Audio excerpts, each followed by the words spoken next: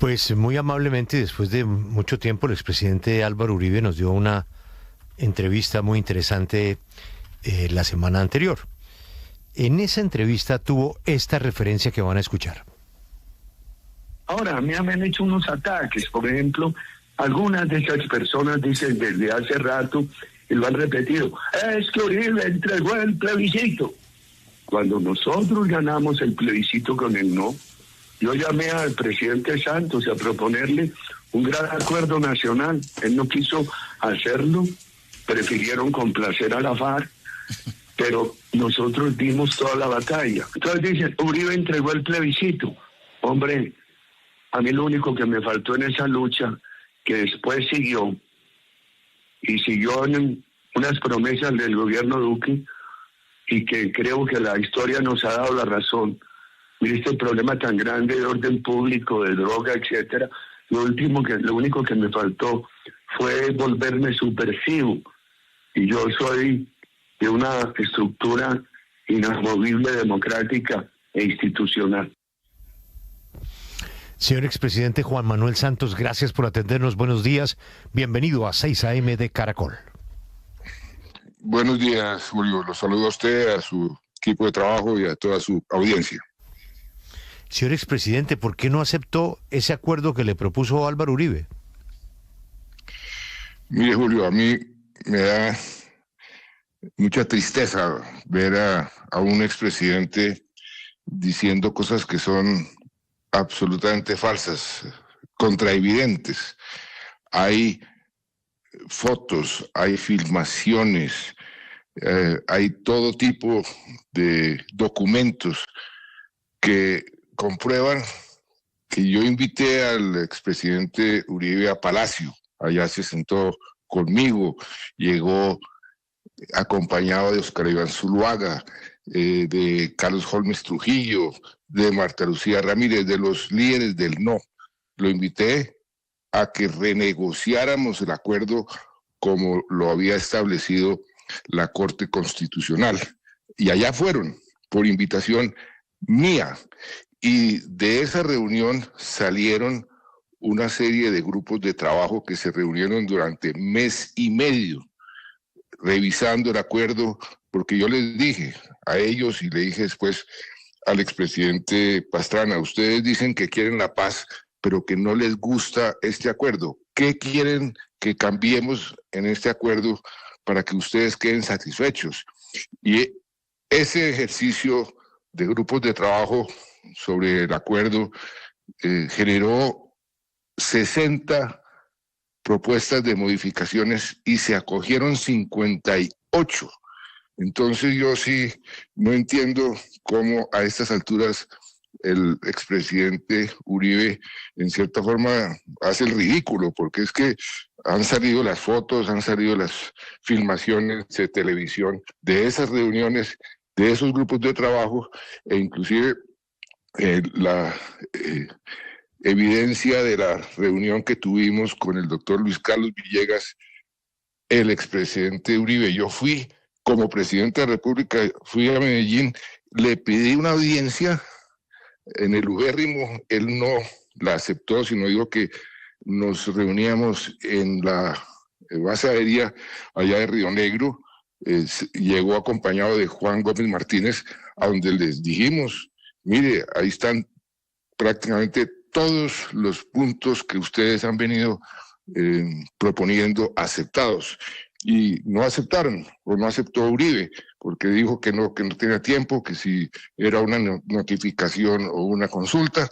Entonces yo no sé de dónde saca esa mentira que le dijo a usted. Pero es que esto es, Julio, me da pena, mucha pena, porque yo no estoy interesado en seguir esa pelea con el presidente Uribe, pero eso es recurrente, mentira tras mentira, que me propuso a mí un plan Colombia 2 y que yo se lo rechacé. Eso, ahí salió su exministro de Defensa que me reemplazó y embajador en Washington a decir que eso no era cierto.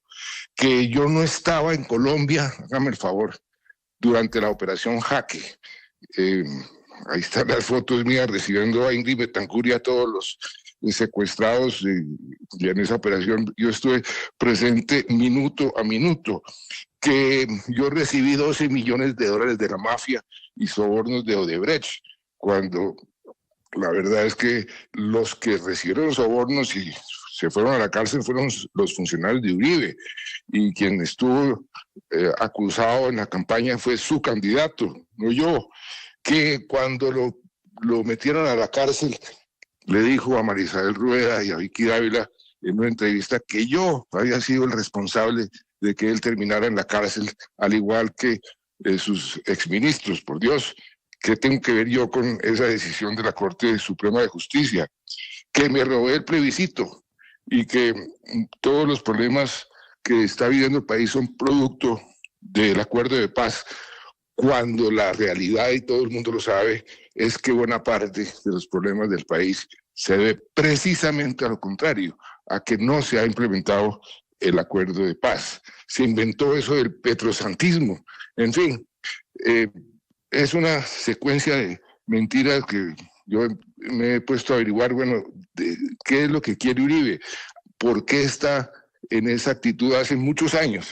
Y la verdad es que yo no he podido descubrir. Algunos me dicen que está invadido de odio y de rencor, que eso es lo que lo hace comportarse como se está comportando. Pero eso me da a mí mucha tristeza como colombiano. Yo he hecho todo lo posible para tender puentes. Los últimos fueron hace pocos meses. El director de portafolio, el doctor Pumarejo, una serie de empresarios le dijeron, mire, por favor, usted, ¿por qué no trata de que Uribe y Santos se reúnan? Él me consultó, yo le dije, claro, yo siempre he estado dispuesto. Se fue a donde Uribe y Uribe lo mandó a freír espárragos. Y luego Luis Fernando Lenis, el empresario caleño, lo mismo. Unos empresarios le dijeron, mire, este país está en unos problemas muy serios, estas peleas entre los expresidentes no le conviene a nadie, ¿por qué no hace usted algunas gestiones, usted que es amigo de ambos? Me consultó, le dije, mire, yo siempre he estado dispuesto, le he mandado toda clase de mensajes, el que no ha querido es él. Y fue Luis Fernando Lenis a Medellín a visitarlo, y la misma respuesta, un portazo que le dieron diciendo que porque no volviera si era a pedir eso. Entonces, Julio, yo no sé pues, por qué el presidente Uribe sigue insistiendo en esas mentiras. Eso que le dijo a usted la semana pasada es absolutamente falso. Y en este momento del país, ojalá pudiéramos tender puentes, y lo que necesita este país es diálogo, es reconciliación. Ayer estuve en un evento en la Feria del Libro lindísimo con las víctimas de Bojayá, de esa tragedia que sucedió exactamente hace 24 años, este sábado hace 24 años, y ustedes no se imaginan lo que esas víctimas están diciendo de la necesidad de que el país se reconcilie, y yo estoy más que dispuesto a hacerlo. El país tiene demasiados desafíos para que dos expresidentes sigan en esas peleas absurdas que no nos llevan a ninguna parte. Presidente, usted habla de 2 puntos de los 60 que no se aceptaron. Para ilustración de nuestros oyentes y de quienes se están empapando por su edad de lo que pasó en el cierre de ese proceso, ¿usted recuerda cuáles fueron esos 2 puntos? Que los comandantes de las FARC tenían que irse a una cárcel y no a una ciudad que impone la justicia transicional. Ese era un punto. Y que los comandantes de las FARC no podían ser miembros del Congreso, cuando, entre otras cosas, hay una serie de filmaciones del propio presidente Uribe cuando él estaba haciendo el acuerdo de paz o tratando de hacerlo, que dijo que si había que cambiar la Constitución para que los comandantes de las FARC fueran al Congreso, que habría que cambiarla. Esos fueron los 2 puntos que él o que no se aceptaron, y el resto todos se aceptaron. Le cuento otra cosa.